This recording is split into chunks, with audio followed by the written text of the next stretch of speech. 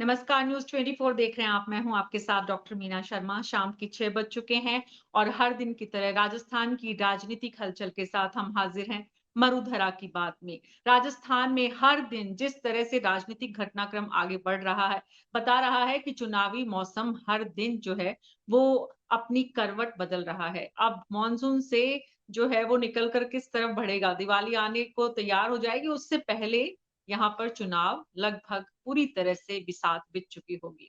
तो इससे पहले राखी का त्योहार भी है। त्योहारों के इस मौसम के बीच में कैसे राजेंद्र गुढ़ा ने, एक विधायक ने पूरे राजस्थान की राजनीति को गर्माहट दी हुई है। क्या वाकई में ये संभव है कि एक विधायक, वो भी किसी पार्टी, अब देखा जाए तो कांग्रेस में शामिल हुए थे, बीएसपी से चुनाव लड़ के आए थे, अब कहाँ जाएंगे पता नहीं, इंडिपेंडेंट लड़ेंगे, किसी दल के साथ जुड़ेंगे, कुछ नहीं मालूम। लेकिन पूरे राजस्थान में हलचल मची हुई है राजेंद्र गुढ़ा के नाम पर।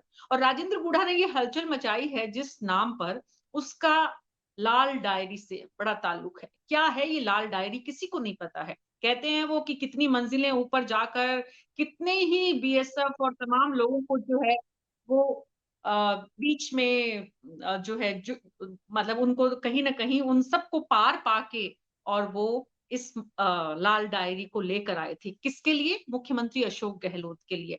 तो आखिर क्या कुछ हुआ इस लाल डायरी के पूरे किस्से कहानी में, ये आज हम समझने की कोशिश करेंगे राजनीतिक विश्लेषकों की नजर से। हमारे साथ राजेंद्र भानावत, जो कि पूर्व प्रशासनिक अधिकारी हैं, वो जुड़े हुए हैं। श्याम सुंदर शर्मा वरिष्ठ पत्रकार हैं। साथ ही शुभदेव सिंह चौहान कांग्रेस के प्रवक्ता हैं हमारे साथ, और बीजेपी से मदन प्रजापति जी हैं। राजेंद्र गुढ़ा भी हमारे साथ कुछ ही देर में जुड़ेंगे। आप सभी का बहुत बहुत स्वागत है। शुरुआत में आपसे करना चाहूंगी, शुभदेव सिंह चौहान साहब कांग्रेस के प्रवक्ता है, आपको कोई जानकारी है शुभदेव जी, क्या है ये लाल डायरी? देखिए, लाल डायरी क्या है क्या नहीं है, ये केवल एक माहौल बनाने वाली बात है। और विधानसभा में जो आज जो कार्रवाई हुई वो हम सब राजस्थान वासियों के लिए एक बहुत ही एक शर्मनाक विषय था, क्योंकि विधानसभा का एक स्तर होता है, एक कार्य करने का एक तरीका होता है, सदन में कोई चीज रखी जाती है, अपनी बात रखने का भी एक ढंग होता है।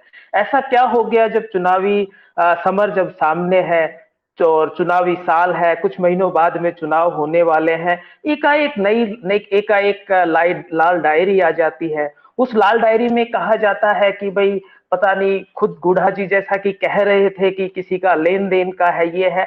तो हम तो कह रहे हैं ना, दिखाइए ना, अब तक आप कहाँ थे, क्यों नहीं दिखाते हैं? आज भी सदन में थे, आज भी विधानसभा के अंदर थे, तो आपको तो किसी ने मना नहीं किया दिखाने के लिए, आप दिखा देते।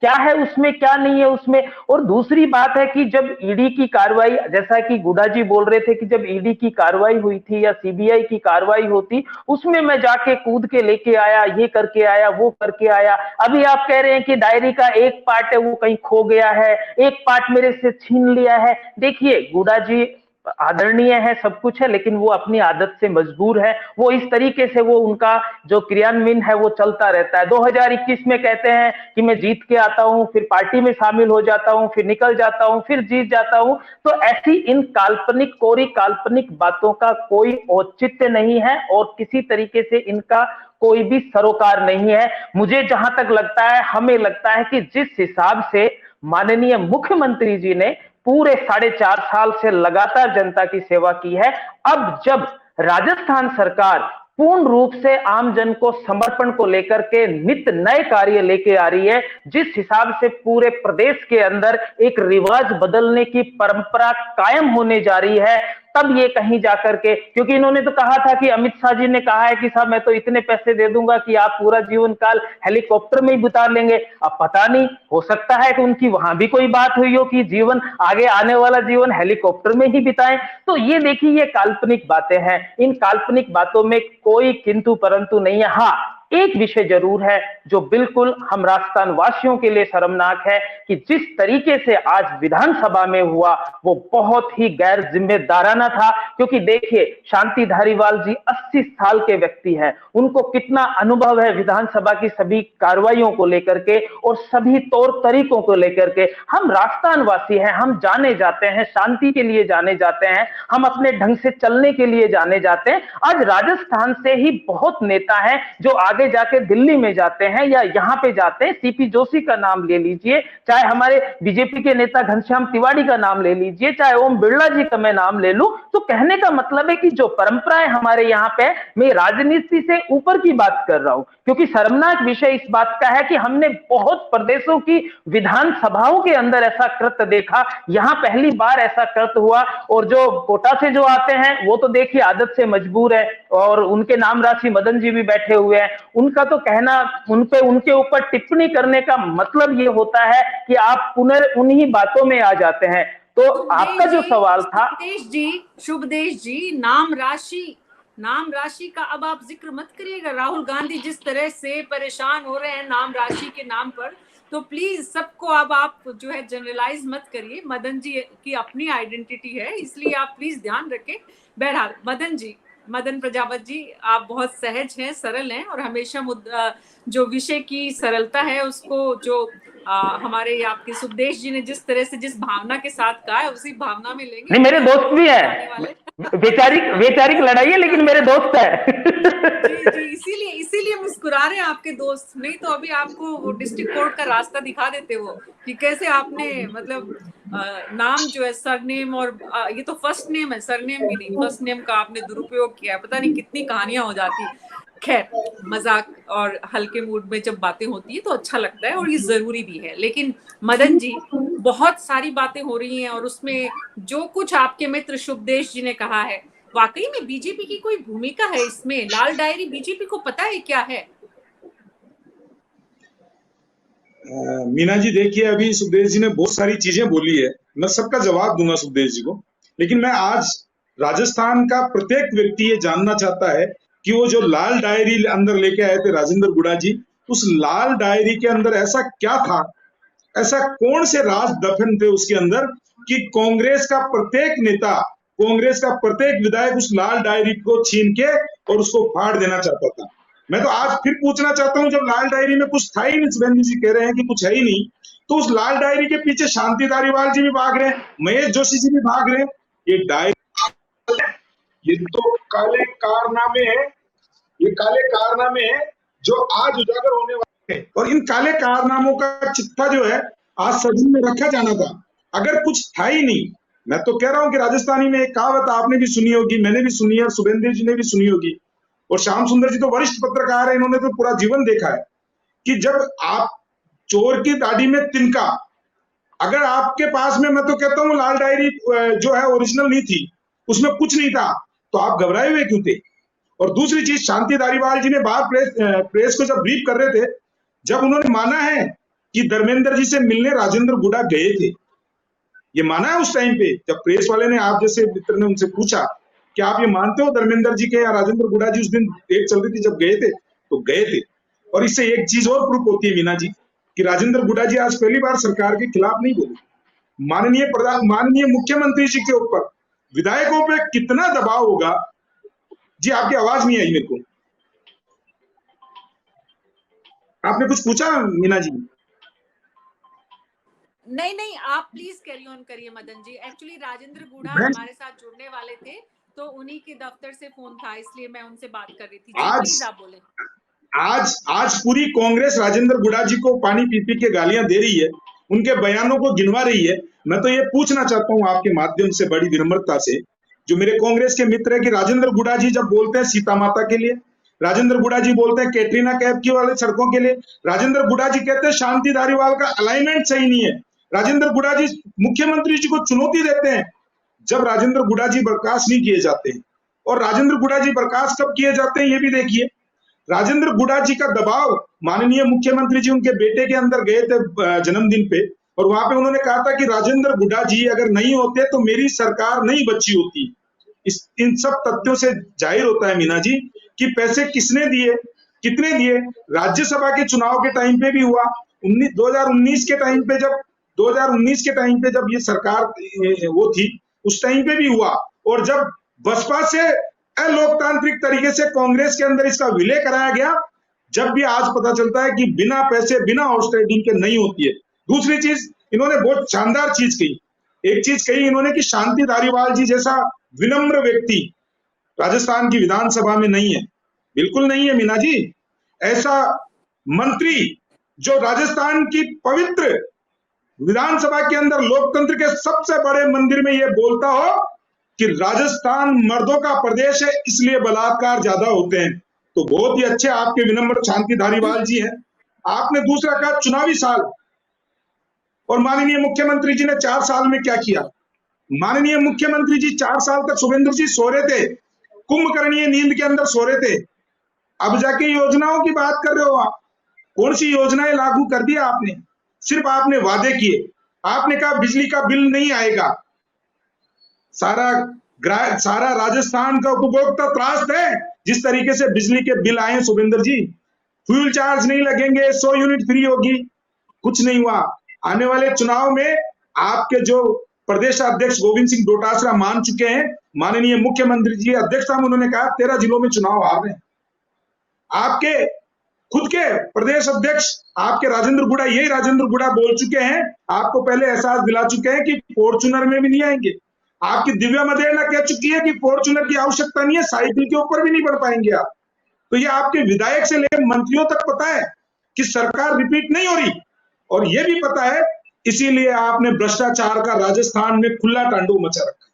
और ऐसा तांडव मचा रखा है आपने भ्रष्टाचार का कि माननीय मुख्यमंत्री जी के आवास के पास तो नेताओं का काम तो मदन जी आरोप लगाना है, और शुभदेश जी ने और आपने अपनी अपनी बात पार्टी लाइन पे जो कहनी है वो कह दी है। लेकिन इस बात के साथ तथ्य क्या है, सच्चाई क्या है, हकीकत क्या है, ये कैसे पता चले?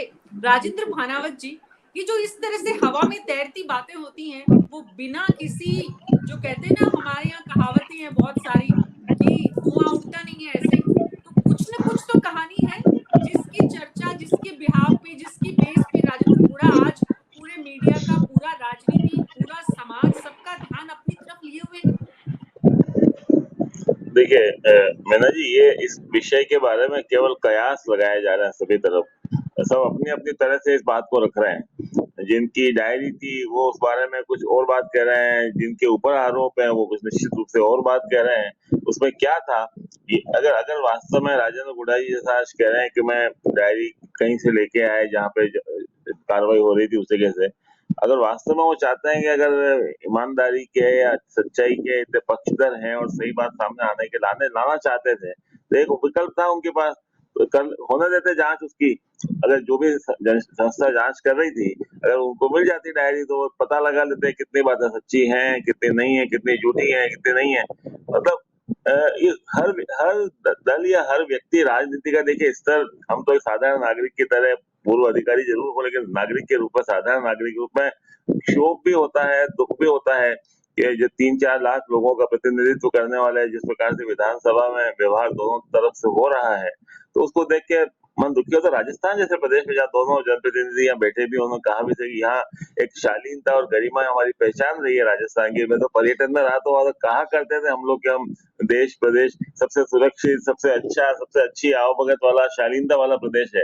तो वहां पर इस प्रकार की घटनाएं जब होती हैं और वो भी विधानसभा के अंदर होती हैं, तो निश्चित रूप से अच्छा तो नहीं लगता है। तो मुझे देखिए किसी की मंशा क्या है तो वही जाने, जब आगे बात चलेगी तब। एक डायरी कहते हैं छीना झपटी में फट गई, और अभी आज जो कहीं प्रेस कॉन्फ्रेंस देख रहा था टीवी पे, आपके अभी चैनल पे दिखाई जा रही थी, वो फिर लाल डायरी है। तो लाल डायरी तो किसी भी डायरी में लाल रंग का कवर चढ़ा दे तो वो लाल डायरी बन जाएगी। लाल डायरी का तो अर्थ यही है किसी डायरी के ऊपर लाल रखे, उसमें क्या है ये तो या तो जो माननीय विधायक जो है गुड़ा साहब वो जानते हैं, या जिनसे धर्मेंद्र जी का नाम लिया जा रहा है वो जानते हैं। लेकिन ये सब केवल एक जैसा भी कहा भी जा रहा है, 3-4 महीने बाद चुनाव की प्रक्रिया 2-3 शुरू हो गई है, वैसे होने वाली है, तो उस समय तो आप ऐसे कई घटनाक्रम और देखेंगे, और हमें भी नागरिक के नाते, मतदाता के नाते देश में और प्रदेश में देखने के लिए तैयार रहना चाहिए। या यही क्या, संसद में देख लीजिए क्या हो रहा है। संसद हो चाहे यहाँ हो, संसद में चुनाव अभी दूर है, वहां के तो भी 1 साल, लगभग 1 साल भी नहीं, 8-10 महीने बाकी है मान लीजिए, और यहाँ भी थोड़े दिन में शुरू होने वाले हैं। तो इस प्रकार की बातें वैसे देखिए होना चाहिए था कि प्रक्रिया, विधानसभा की सारी प्रक्रिया निर्धारित है। किसी को कोई बात कहनी है विधानसभा के अंदर, सबसे बड़ी जो एक विशेषाधिकार होता है विधायक का या सांसद का होता है, वो उसकी में विधानसभा में या संसद में कई बात का उसके प्रति कोई क्रिमिनल ऑफेंस नहीं लिया, कोई कार्रवाई नहीं की जा सकती होगी, इसीलिए लोग बाहर अंदर कुछ भी बोलते हैं और बोल सकते हैं, अधिकार है उनका बोलने का। अगर उनको बोल देते उसके ऊपर तो ये बात सारी कह देते हैं, जो भी डायरी की जो जिक्र है वो बोल देते हैं, जो विधायक थे रणवीर सिंह जी वो बोल देते हैं उसके अंदर, फिर सदन जी के एक देते हैं परिमत। सदन में अध्यक्ष को अधिकार है कि जब जिस डॉक्यूमेंट के बारे में आप बता रहे हैं, जिसका जिक्र कर रहे हैं, उसकी बात टेबल करना पड़ता है उसको, तो वो आदेश देते हैं टेबल कीजिए आप, तो टेबल हो जाती है वो वाली। अब ये सारी जी स्थिति तो बनी नहीं, वहां तो नियम प्रक्रियाएं तो सब एक तरफ रह गई और सारी बस ये छीना झपटी बाहर निकालना करना ये सारा। लेकिन इसमें क्या था, इसमें देखिए मेरा मेरा भी अंदाजा वो उतना ही सही है गलत हो सकता है जितने किसी और का हो सकता है, इसलिए मेरे लिए ये कहना तो बड़ा मुश्किल है इस डायरी में क्या लिखा था। मुझे अभी जब ये बात चली मुझे हवाला डायरी का जरूर ध्यान आता है, उस समय जो अडवाणी जी गृह मंत्री थे किसी जी जमाने में, तो जी उस जी समय की बात वो भी हवाला डायरी में, क्योंकि देने वाला अगर कोई भी व्यक्ति, आज मैं लिख दूं यहाँ पे जितने 5 जने पैनल में बैठे हैं, मैं एक डायरी में लिख दूं हमने मैंने 10-10 करोड़ रुपए सबको दे दिए, ठीक है, तो वो एक कॉरोबोरेटरी एविडेंस हो सकता है कि दूसरी बातें सामने में आया तो उसके बाद हो सकता है।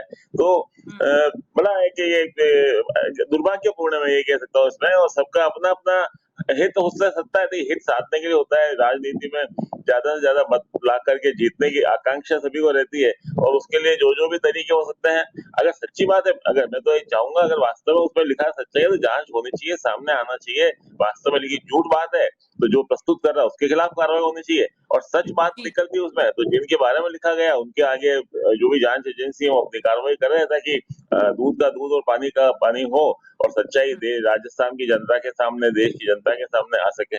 सब चाहते हैं जी सच्चाई सामने आवे, लेकिन इस तरह से सच्चाई सच्चाई सामने सामने आना मुश्किल लग रहा है, मुश्किल लग रहा है मुश्किल इसकी लग तरह रहा से। है। हवाला डायरी पूरी तरह तो सच सामने आज तक आया नहीं है। बहुत कुछ और भी बहुत सारी जो रॉबर्ट वाड्रा के लिए या प्रियंका हाँ, गांधी, सोनिया गांधी के लिए जिस तरह के हर बार जैसे बच्चे को डराते हैं ना, भालू आ जाएगा, शेर आ जाएगा, कुछ उसी तरह से बार-बार डराया जाता है श्याम सुंदर शर्मा जी।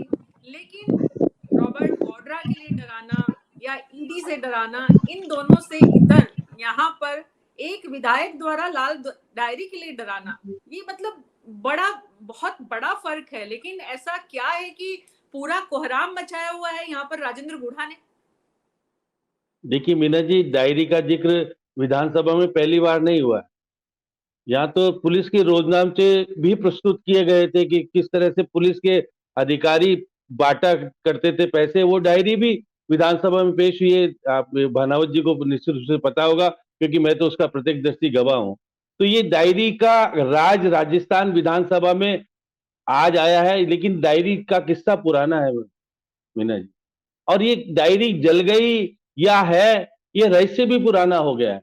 अब ये देखिए, वर्तमान मुख्यमंत्री अशोक गहलोत और पूर्व मुख्यमंत्री वसुंधरा राजे के दोनों के राज हैं उसमें, ये भी कुछ आ रहा है सामने, और बाकी बीजेपी के लोगों के भी राज हैं, ये भी बात आ रही है। वही व्यक्ति कह रहा है जो पहले मुख्यमंत्री को की सरकार को बचाने के लिए सबसे आगे आया था, और पहली बार नहीं आया, दूसरी बार आया। वो 6 विधायकों को बीएसपी को लेके आया था कि साहब आपके पास 100 विधायक है कांग्रेस के, मैं 6 विधायक और देता हूं तो 106 विधायक हो जाएंगे कांग्रेस के। मैं आज विधानसभा अध्यक्ष के ऊपर भी आरोप लगाना चाहता हूं। देखिए, आपने बीएसपी से कांग्रेस में वैधानिकता के आधार पर तो शामिल नहीं किया। आपने रात को 12 बजे नोटिस दिए थे, मुझे याद है, सचिन पायलट के विधायकों के खिलाफ आपने रात को 12 बजे, 4 बजे, 3 बजे उनके घर पे नोटिस चिपकाए थे। ऐसी क्या जरूरत पड़ रही थी कि आपने उनके नोटिस निकाले और चिपकाए, और इनको विधानिकता के आधार पर नहीं कर सकते हो लेकिन शामिल कर लिया क्योंकि विधानसभा अध्यक्ष को अधिकार है। और अभी देखिए विचाराधीन है मामला, अभी अभी कांग्रेस बीजेपी का कांग्रेस और बीएसपी के विधायक हैं या नहीं है, इसका मामला आज भी कोर्ट में विचाराधीन है। वो विचाराधीन है, सुप्रीम कोर्ट जाकर के वापिस आ गया। जिस प्रकार से देखिएगा कि मैं देख रहा था कि आज शून्यकाल हो रहा था, और शून्यकाल शुरू होते ही विधायक को होता है कि कोई भी अपनी चीज को उठा सकता है। तो राजेंद्र गुढ़ा अब वो कौन सी डायरी लाया था और कैसे डायरी अंदर आ गई, ये एक सुरक्षा का कानून के ऊपर भी आता है। हम तो बहुत सुरक्षित हैं, हम किसी को कुछ ले जाने नहीं देते। माननीय विधायक को क्योंकि बैग में रख करके कुछ भी ले जा सकता, उसकी जांच होती नहीं। लेकिन फिर भी ये विधायक लेके चला गया विधानसभा के अंदर, और विधानसभा में जाने के बाद उसने वो डायरी थी या क्या था, उन्होंने लहरा दिया और विधानसभा अध्यक्ष के आसन के सामने चला गया। और उससे जिस तरह से बहस हुई है और जिस तरह से हॉट टॉक दोनों के बीच में हुई है, वो होती नहीं है। वो पहले तो वैसे तो सुदेश जी बार बार कह रहे हैं, ऐसा दृश्य कभी राजस्थान विधानसभा में नहीं देखा। यही सीपी जोशी और रघु शर्मा और संयम लोढ़ा ने चप्पल उछाली थी, आपको पता हो, और वसुंधरा जी का जमाना था। आपने देखा नहीं, मैंने देखा हो, मीना जी आप भी उस टाइम मौजूद थी। इस जी विधानसभा जी में जी चप्पल उछाली गई थी। इसी विधानसभा में बेरू सिंह जी की सरकार जब संकट में आई थी, पुलिस वाले की पैंट खींची गई थी। ये विधानसभा में हुआ है, आपको पता नहीं हो, क्योंकि मैं उस उम्र का हूं, मैंने उस विधानसभा को देखा, आपने नहीं देखा। और आपने कहा जी विधानसभा में कभी कुछ हुआ ही नहीं। इसलिए आप पुरानी बातों को याद करके मत कहा करो कि आज जो हुआ है पहले नहीं हुआ। इससे पहले बहुत ज्यादा घटित हुआ है। मंत्री के थप्पड़ भी मारी गई है। गोपीचंद ने मदन दिलावर जो आज जिनको निलंबित किया है, इनके थप्पड़ भी मारी जा चुकी है। तो विधानसभा की पुरानी बातों को मुझसे पूछे, मैं बताऊंगा किस प्रकार की बातें होती। जी जो आप कह रहे जी हो, देखिए आज डायरी का जिक्र अगर विधानसभा में, जब देखिए स्थगन प्रस्ताव 50 के माध्यम से उनको तो नहीं बोलने दिया गया। देखिए हनुमान बेनीवाल के भाई है नारायण बेनीवाल, उन्होंने कहा कि इस डायरी की जांच क्या है, डायरी में क्या है, इसकी जांच की जानी चाहिए, सारे रिकॉर्ड में दर्ज कराया देखिए विधानसभा अध्यक्ष ने। तो आप जो मूल रूप से डायरी की जिक्र करना चाहते हो उसको नहीं बोलना देना चाह रहे हो। स्थगन प्रस्ताव पे आप बुलवा रहे हो राष्ट्रीय लोकतांत्रिक पार्टी को। ऐसा क्या है, क्यों रिकॉर्ड में लाना चाहते हो उस डायरी का? तो जब डायरी नहीं है, जब कुछ है ही नहीं, तो उसको नारायण बेनीवाल को धारा देखिए 150 जो 50 स्थगन प्रस्ताव के माध्यम से रिकॉर्ड में आ गया।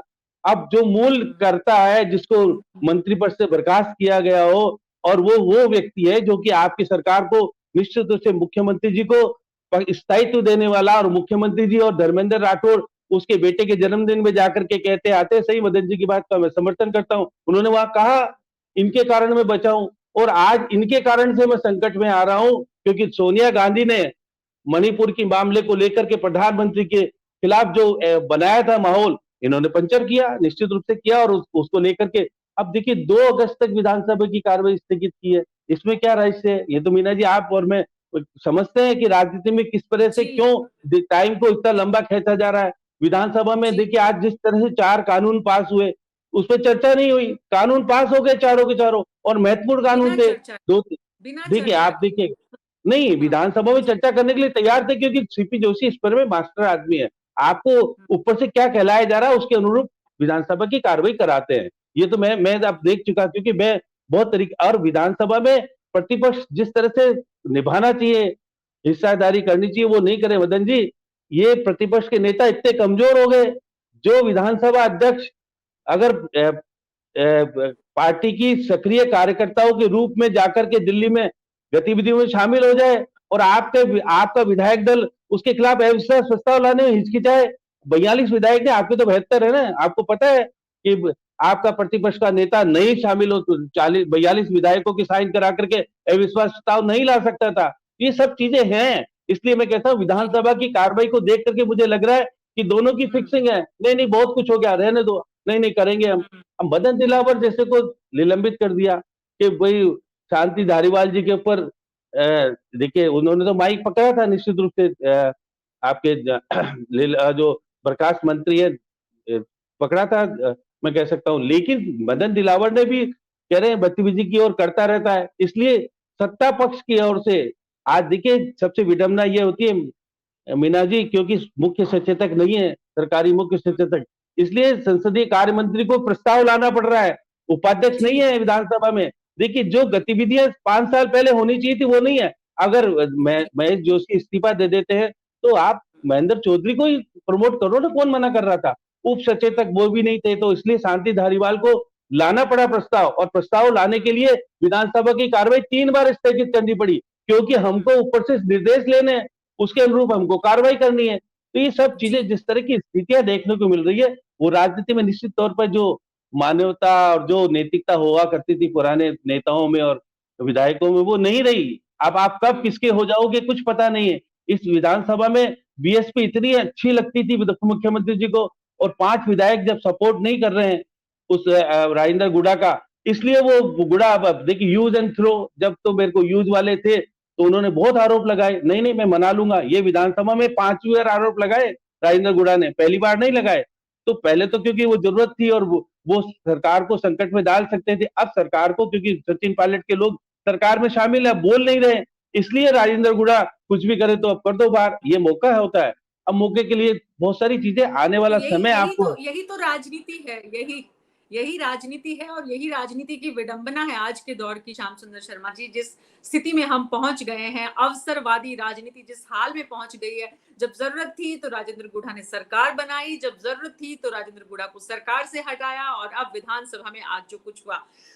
शुभदेश जी, सवाल ये है कि राजेंद्र गुढ़ा आज विधानसभा में जो कुछ करेंगे वो तो पब्लिक प्लेटफॉर्म पे था, वो तो बार बार बोल रहे थे इस बात को कि वो विधानसभा के मंच से अपनी बात रखेंगे और सबको बताएंगे और एक्सपोज करेंगे, और जो भी सरकार का फ्लोर मैनेजमेंट, क्या ये आज का जो ड्रामा था इसे अवॉइड नहीं किया जा सकता था, इससे बचा नहीं जा सकता था? विधानसभा का इतना कालिक दिन जो है, जिसको आप खुद बोल रहे हैं, इससे बचने का रास्ता सरकार भी तो निकाल सकती थी।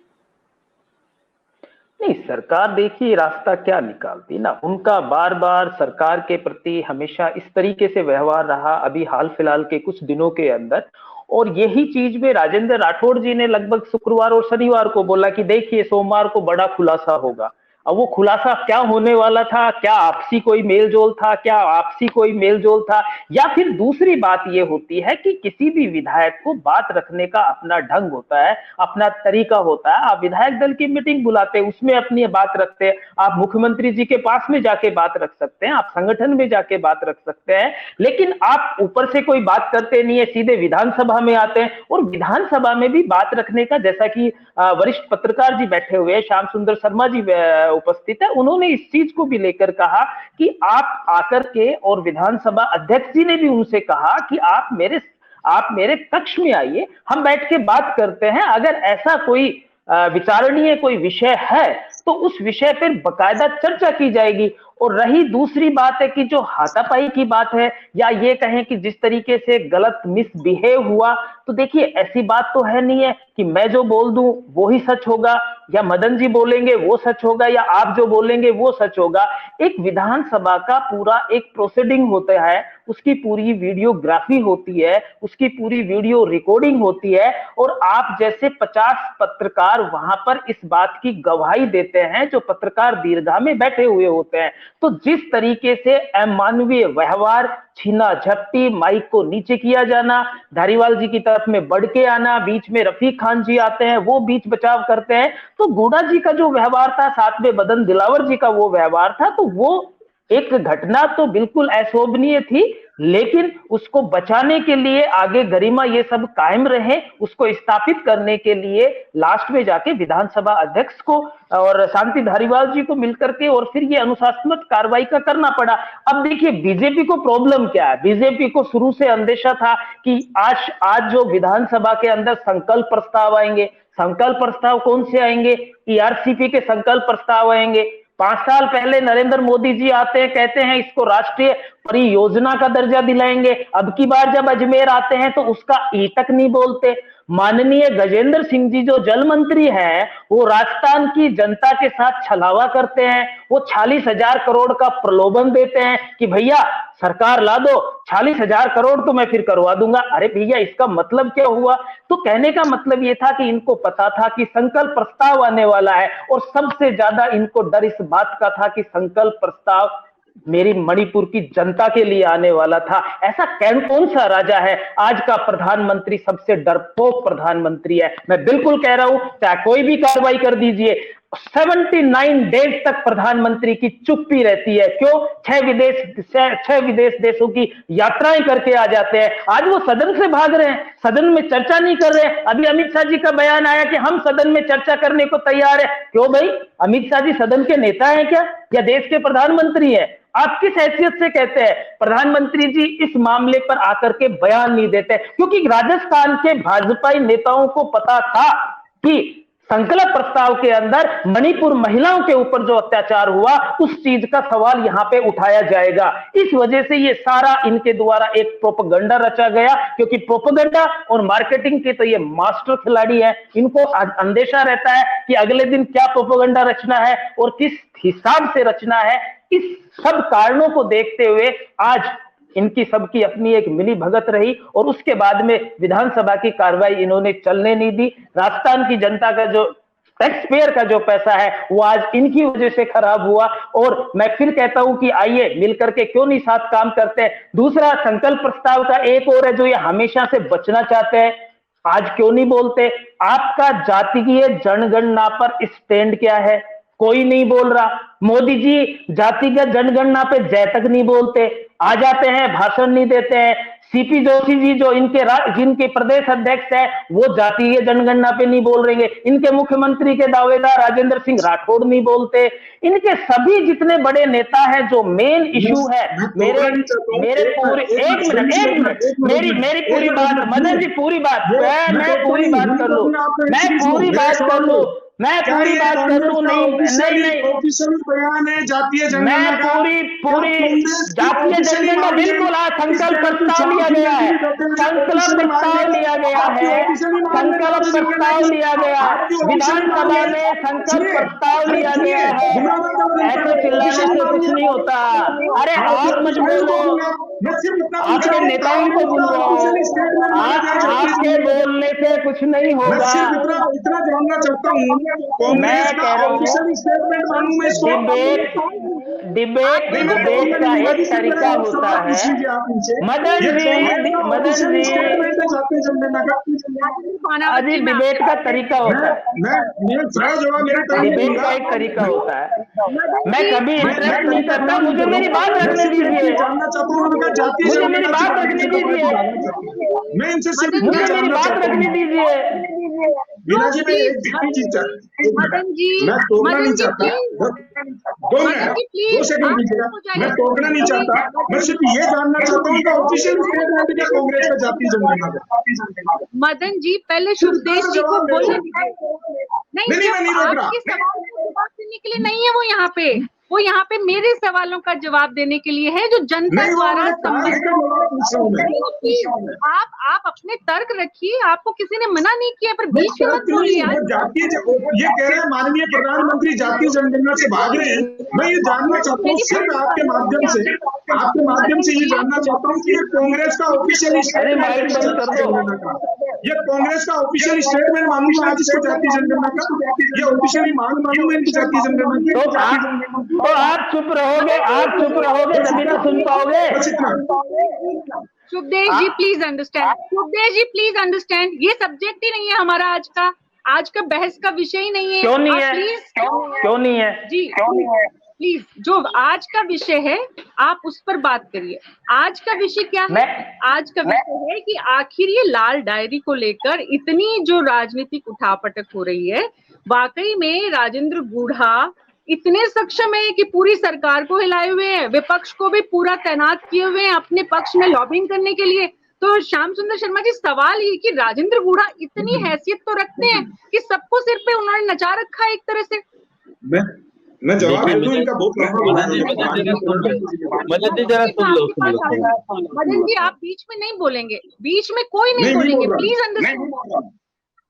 देखिए मीना जी, लाल डायरी में, हाँ देखिए मीना जी, लाल डायरी में जिस प्रकार का रहस्य है वो रहस्य बना है। अभी तक बातचीत हो रही है, सारी बातें आरोप प्रत्यारोप लग रहे हैं, और आरोप प्रत्यारोप लगना कब से शुरू हुए, सबसे बड़ी बात यह है कि जब आपने देखा कि हाउस में से चल रहा है, आपको मालूम है, और एक मंत्री बोलता है, सरकार का मंत्री बोलता है, और उस तरह में बोलता है कि देखिए जिस तरह से मणिपुर की घटना को लेकर के, फिर उसके बाद वो बोलता है कि राजस्थान में भी इस तरह की घटना घटित हो रही है। मैं कहता हूं कि हमारी गिरफ्तार में झांकना चाहिए। ये बात हुई, उसके बाद उनको निलंबित करने के बाद लाल डायरी का जिक्र आता है, और लाल डायरी की जिक्र की बात, लाल डायरी वो है जो कि देखिए धर्मेंद्र राठौड़ है, आरटीडीसी के चेयरमैन है, वो दैनिक गतिविधियों को अपनी एक डायरी में लिखा करते थे। वो कहते हैं कि डायरी 3 थी हुआ करती थी या 4 थी, 2 थी, पता नहीं पड़ रहा अभी तक। एक डायरी तो ईडी ले गई जब्त करके, दूसरी डायरी बताते हैं कि ये लिया है। अब एक पार्ट और कौन सी डायरी का, ये पता नहीं, आज नया रजिस्टर अगर राजेंद्र गूढ़ा खोल रहे तो पता नहीं। तो इसका मतलब वो बार बार अपने बयानों को बदल करके अपनी स्थिति को भी पेचीदगी बना रहे हैं और रहस्यपूर्ण बना रहे हैं। और जिस प्रकार से आप देखिएगा राजेंद्र राठौड़ उनका समर्थन करते हैं, आप देखिएगा वो उसी शेखावत। राजेंद्र गूढ़ा की सुर्खियों में रहने की ये रणनीति है श्याम सुंदर शर्मा जी। ये तो पुराना, आप तो देखिए, मैं जब विधानसभा में रिपोर्टिंग करने अपनी लॉबी में बैठा करता था तो मेरी लॉबी में मेरे पास आके बैठ जाते थे, और विधानसभा अध्यक्ष की हिम्मत नहीं होती थी उसको कहे नीचे आ जा भैया। तो देखिए वो क्योंकि सरकार के वो व्यक्ति थे जिसने सरकार को बचाया। आज तो सुदेश जी कह रहे कि हमारे को तो कोई मतलब नहीं है, लेकिन मुख्यमंत्री जी के सबसे प्रिय थे। मुख्यमंत्री जी उनके लिए बाकायदा प्लेन लेके गए, उनको मना करके, भाई मनाओ, आप कुछ मत करो, कुछ ले लो। अब वो ये कह रहे हैं कि जब राज्यसभा का चुनाव हो रहा था, मुझे 60 लाख रुपए मिलने का ऑफर मिल रहा था और मैं नहीं लिए, और उसमें डायरी में जिसको जो जो दिया बताते हैं कि वो धर्मेंद्र राठौड़ लिख दिया करते थे। और मुख्यमंत्री जी ने मुझे कहा था कि लेके आओ 150 सीआरपी के जवान, और 9वीं मंजिल पर उनका फ्लैट, और 9वीं मंजिल पे 3 दरवाजे तोड़ करके और जाली काट करके वो डायरी लेकर के आने में सफल हो जाते हैं, जैसा वो बता रहे हैं। और मुख्यमंत्री जी कहते हैं भाई हॉलीवुड में आपको रहना चाहिए था। ये सब घटना, मुख्यमंत्री जी चुप्पी क्यों साधे हुए हैं? हमारा तो कल प्रेस कॉन्फ्रेंस थी, वो उन्होंने कहा हमारे पार्टी का आंतरिक मामला, कुछ नहीं बोले। सुरेश जी मैं तो था वहां पे, कुछ बोलते, अगर वो कहते कि डायरी कुछ है ही नहीं, मैंने निर्देश नहीं दिए, कुछ नहीं दिए, तो कोई स्पष्टीकरण, अब भी स्पष्टीकरण दे देना चाहिए। ना प्रभारी की तरफ से कोई स्पष्टीकरण आ रहा है, ना प्रदेश अध्यक्ष की तरफ से स्पष्टीकरण आ रहा है, ना अभी तक इनको देखिए बर्खास्त किया गया। उनको पता है कि कांग्रेस से बर्खास्त करेंगे तो इनके लिए फिर और ये खुले टूट जाएगी।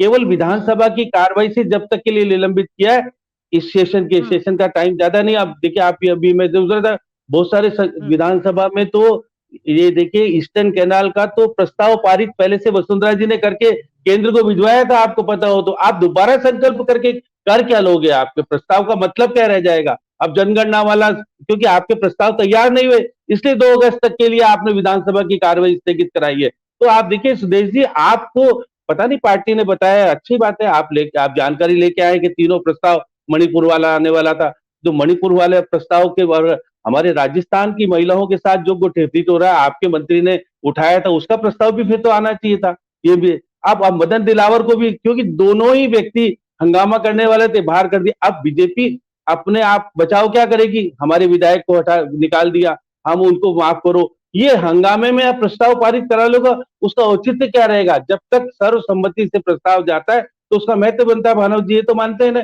अगर एक कोई पार्टी नहीं होगी, अकेले में कुछ भी कर लो, उससे क्या फर्क पड़ता? लेकिन जिस तरह की स्थिति आई, डायरी का मतलब आप भी नहीं बता पा रहे हो डायरी है या नहीं है। आप देखिए, आप जो डायरी थी उसकी छीना झपटी क्यों हुई विधानसभा में? क्यों? वो तो डायरी थी या नहीं थी ये तो नहीं। एक बार देखिएगा, खुशवीर सिंह है, एक किताब लाए थे बंद करके कि मैं उस किताब का रहस्य खोल दूंगा तो फिर आपके सामने जो मानेसर कांड में किसको क्या हुआ था वो सब उजागर हो जाएगा। उस किताब को भी किसी ने नहीं छेड़ा, आज तक किताब पता नहीं गई। अब ये डायरी विधानसभा के अंदर से झीना जब्ती में किसने जब्त की? विधानसभा की डायरी तो विधानसभा का, ये तो संपत्ति तो विधानसभा की। तो मानव जी ये होता है ना, विधानसभा के परिषद के अंदर वाले हॉल में यदि कोई भी चीज होती है तो विधानसभा की हो जाती है। तो ये डायरी कहाँ चली गई? अब पता है उसको, ये तो कहना चाहिए था जो डायरी को लेके झगड़ा हुआ और जब्त की गई डायरी में क्या था? कुछ नहीं था तो झीना जब्ती क्यों की? घूसा-घूसी क्यों चली? जिस तरह की स्थितियां बनी वो ठीक नहीं है। विधानसभा की प्रक्रिया के तहत इस तरह का नहीं। लेकिन ये व्यक्ति तो है, ये तो कुछ भी बोलने के लिए तैयार होता है, कुछ भी करने के लिए तैयार हो सकता है। लेकिन सवाल ये है कि एक व्यक्ति कैसे पूरी विधानसभा को अपने हिसाब से चलाने को एक तरह से बाध्य कर देता है, तो दूसरे सीमाओं में इतने जबरदस्त जकड़े हुए मदन जी। देखिए मीना जी, मैं जवाब देता हूं। अभी सुमेंद्र जी ने बहुत सारी बातें कही, राजस्थान से निकले मणिपुर चले गए, प्रधानमंत्री जी को सबसे कमजोर प्रधानमंत्री बता दिया और इधर उधर की सारी बातें कर डाली, लेकिन ईमानदारी से लाल डायरी के ऊपर, जैसा श्याम सुंदर जी ने कहा, जवाब नहीं दिया। ये सदन में लाल डायरी से भाग गए, सड़क पे लाल डायरी से भाग गए, और ये मीडिया चैनल में बैठ के चौथे स्तंभ में भी यहां भी लाल डायरी के जवाब देने से भाग गए। और मैं आपको मीना जी ये बताऊं कि जब कुछ किया ही नहीं है, लाल डायरी में कुछ नहीं है, तो आपको डरने की आवश्यकता क्या है? आप पे वहां छीना छपटी करने की आवश्यकता क्या थी? शांति धारीवाल जी बुजुर्ग मंत्री हैं, वो भाग के झपट के उस डायरी को पकड़ के फाड़ने की आवश्यकता क्यों पड़ गई? कौन से राज शांति धारीवाल जी के दबे हुए थे उसके अंदर? और आप प्रधानमंत्री जी की तो बात कर रहे हो, कह रहे हो कमजोर हैं, अरे आपका मुख्यमंत्री लाचार मुख्यमंत्री है, इतना लाचार है कि कुर्सी बचाने के लिए मिनी मिनी मुख्यमंत्री तैयार कर दिए। इतना लाचार था कि शांति धारीवाल जी को मानसिक दिवालियापन के लिए बोला था कि उनका अलाइनमेंट बिगड़ गया। उस टाइम आपके मुख्यमंत्री कार्य करने में और बर्खास्त करने में सक्षम नहीं थे।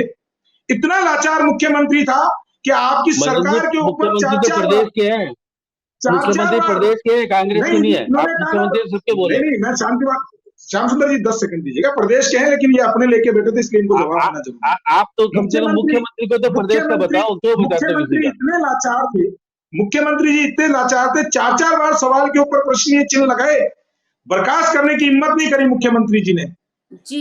तो ऐसा कमजोर मुख्यमंत्री और कुर्सी का ललुक मुख्यमंत्री, जिसको कुर्सी के अलावा कुछ नहीं चाहिए, और 4 साल तक कुंभकर्णीय नींद के अंदर सोते रहे, और अब जाग रहे हैं आप योजनाओं की बात कर रहे हैं।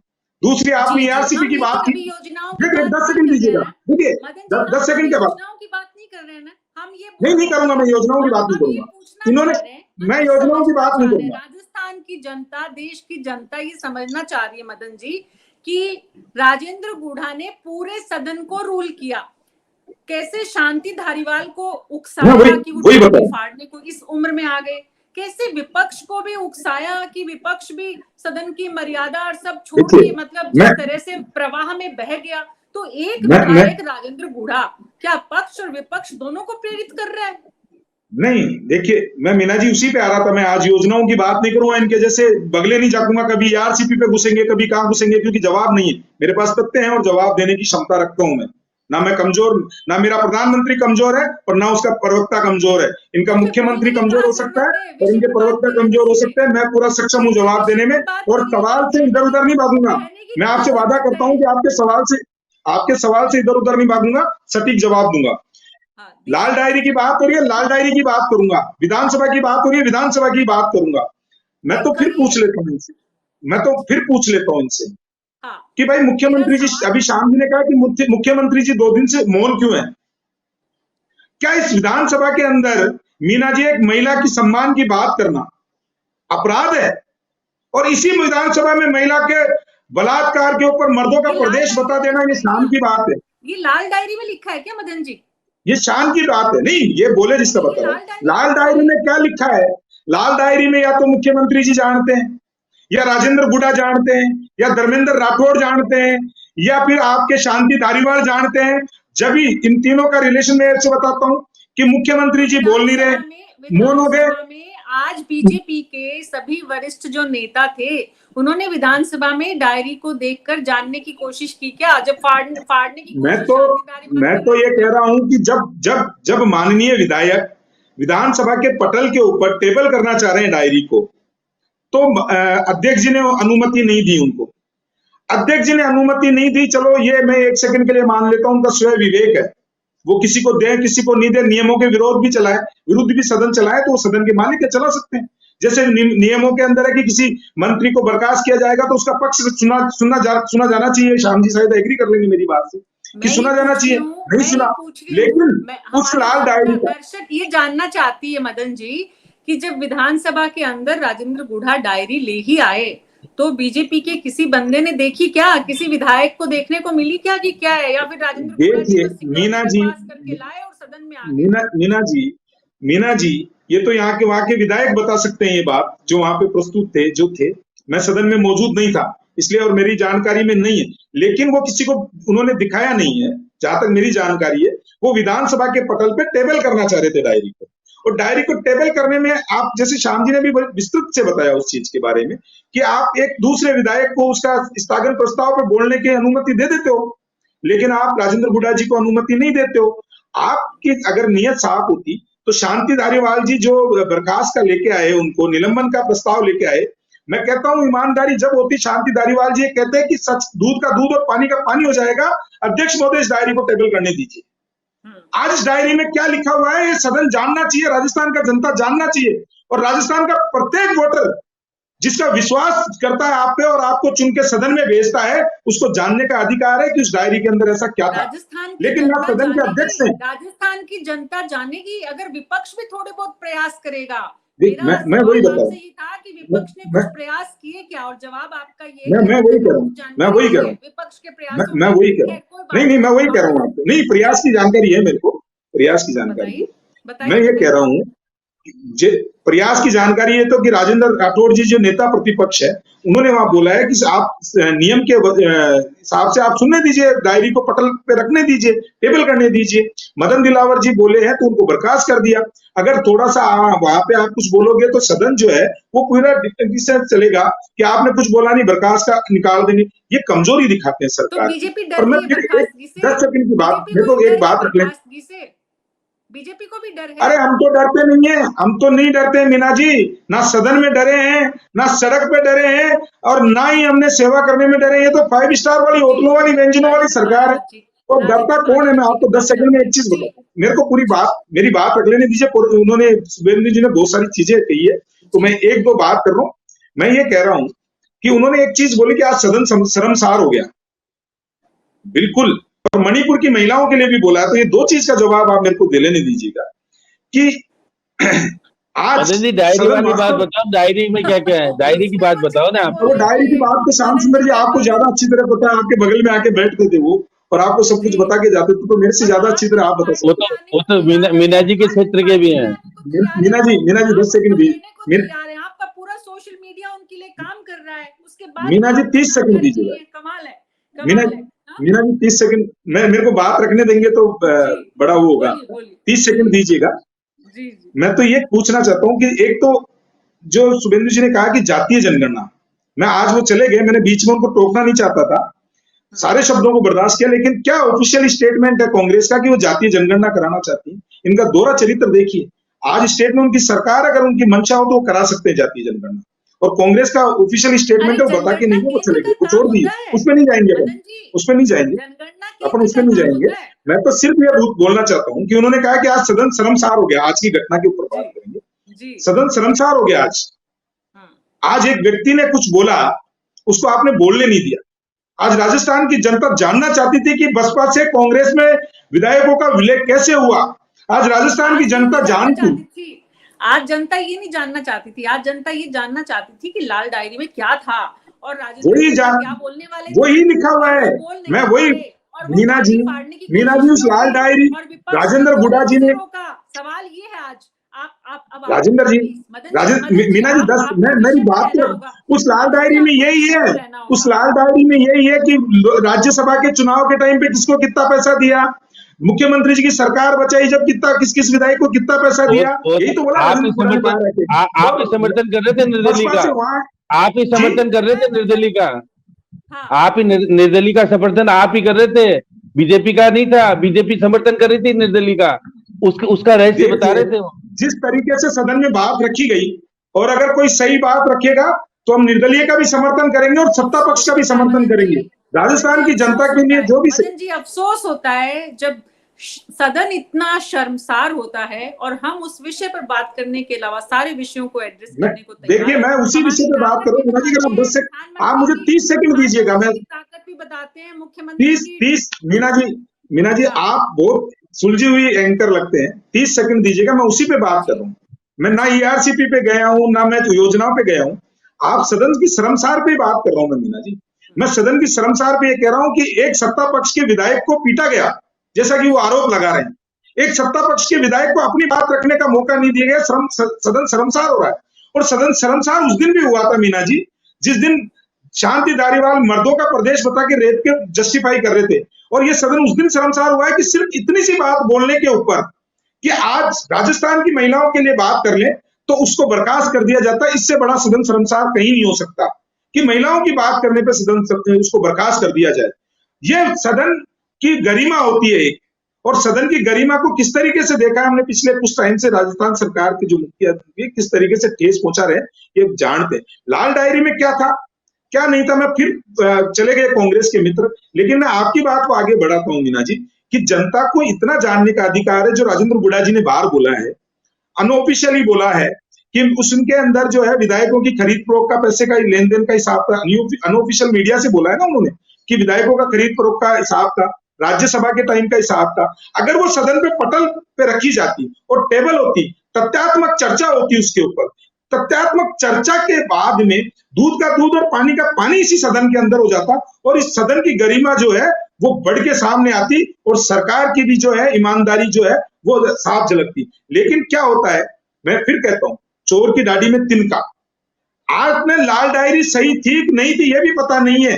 श्याम सुंदर जी कह रहे हैं कि ओरिजिनल डायरी लेके आए थे नहीं लेके आए थे ये भी पता नहीं है। एक लाल कलर का उन्होंने पन्ना दिखाया, ये पन्ना दिखाया और कांग्रेस के सारे विधायक मंत्री टेंशन में आ गए और झटक पड़े कि कहीं ये वाली लाल डायरी तो नहीं है। सरकार के सबसे वरिष्ठ मंत्री उसे फाड़ने पर आमादा है सदन के भीतर, उन्होंने बिल्कुल नहीं सोचा।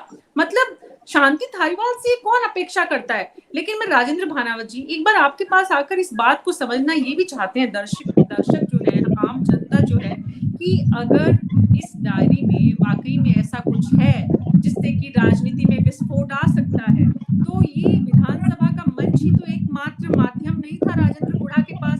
राजेंद्र गुढ़ा के पास और भी माध्यम थे जिनके सहारे या जिनके जरिए वो जनता का भला कर सकते हैं। जिनको एक्सपोज करना चाहते हैं उनको एक्सपोज कर सकते हैं, जो पॉलिटिकल माइलेज लेना चाहते हैं वो ले सकते हैं। देखिए मेरी तो जो भी सीमित समझ इस बारे में है उससे तो मेरा तो निष्कर्ष ये है इसमें, ये केवल हेडलाइंस बटोरने की बात है। केवल लाइमलाइट में बने कैसे रहना चाहिए और पुराना हिस्ट्री भी देख लीजिए सभी लोग, मतलब कैसे जब कभी हम हाशिए पे आने की कोशिश जब होती है थोड़ी बहुत तो फिर वापस पुनः हेडलाइंस पे कैसे आना है, कैसे लाइमलाइट में आना है। बाकी इन डायरी का क्या महत्व है, कतई कोई अगर इनका उद्देश्य कोई किसी के विरुद्ध कार्रवाई करना थोड़ी है। इनका उद्देश्य तो जैसे वो कहते हैं एक हंगामा, वैसे तो वो कहा जाता है हंगामा खड़ा करना मेरा मकसद नहीं, तस्वीर बदलनी चाहिए। यहाँ तस्वीर बदलने की इच्छा किसी को नहीं है, यहाँ केवल हंगामा खड़ा करने का मकसद है सारा का सारा। तो इसलिए उसको उल्टा कर दीजिए, जो जिससे दुष्यंत कुमार ने जो कहा था उन लाइन्स को उल्टा करके पढ़ लीजिए। यहाँ पर एक मकसद केवल है कि हंगामा खड़ा करना। और कभी कभी मुझे ये भी लगता है कहीं नूरा कुश्ती तो नहीं है, कभी कभी इस प्रकार का कोई बड़ा अंदाजा लगा रहा हूँ मैं केवल कभी कि आप इसकी ये करेंगे हम ये करेंगे ऐसे करेंगे ताकि बात आई गई हो जाए, इसके अंदर कुछ पता ही नहीं लगे किसी को। डायरी में खाली थी, कुछ लिखा हुआ था, भरा था, किताब थी, कॉपी थी, क्या थी, कुछ केवल ये था कि एक लाइमलाइट मिलनी थी। आज सारा मीडिया उन्हीं की बात कर रहा है, वरना ये बताइए, वरना आप शो भी इसलिए कर रहे हैं उधर ये घटना हुई। अगर राजेंद्र भानावत जी आज शो हम लाल डायरी पे नहीं कर रहे हैं, हम ये शो कर रहे हैं कि सदन के भीतर सरकार के सबसे वरिष्ठ मंत्री का जो एक्शन है, सरकार का फ्लोर मैनेजमेंट है, सरकार का विधानसभा के अंदर और उसके बाद विपक्ष की भूमिका, क्या जनता का पैसा इसलिए बर्बाद किया जाता है कि एक विधायक पूरे सदन को और पूरी व्यवस्था को रख रखा हुआ है, सड़क पर लाके रखा हुआ है सब?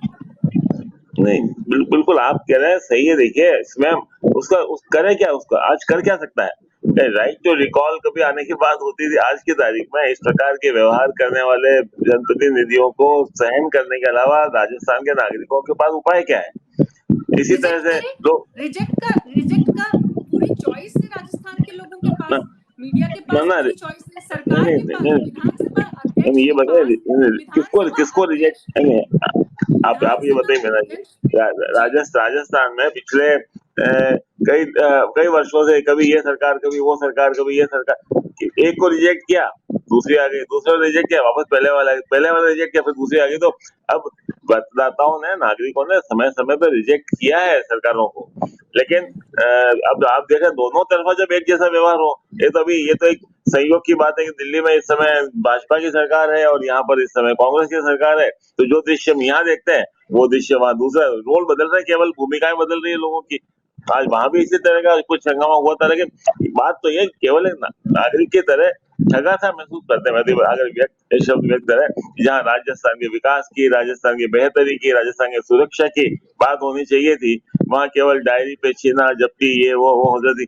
अगर कार्रवाई करने कहिए ना, एजेंसी हैं कार्रवाई, आप जो ये लाना अपराध नहीं है। अगर जैसा वो कह रहे हैं सही है, मान लो जो क्लेम कर रहे हो, तो क्या किसी जांच एजेंसी के काम में दखल दे करके डायरी ले आना ये अपने आप में अपराध नहीं है क्या?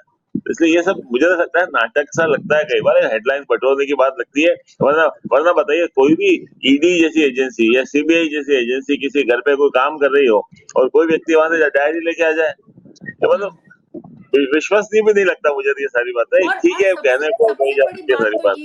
सबसे बड़ी बात तो ये है कि विधानसभा में वो आ गए हैं, वो जो रखना चाह रहे हैं उसमें स्पीकर को क्या आपत्ति थी? उसमें हाँ, कुछ नहीं होना चाहिए, टेबल करने की क्या जरूरत थी?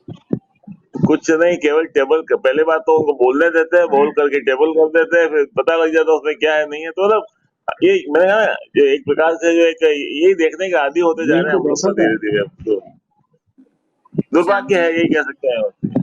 जी, श्याम सुंदर शर्मा जी, शांति धारीवाल को इतने परिपक्व नेता से ये अपेक्षा नहीं है, विधानसभा अध्यक्ष से भी ये अपेक्षा नहीं है कि वो विधानसभा के मंच पर अगर कोई विधायक कोई बात रख रहा है तो उनको क्या दिक्कत थी? जो होता दूध का दूध और पानी का पानी हो जाता।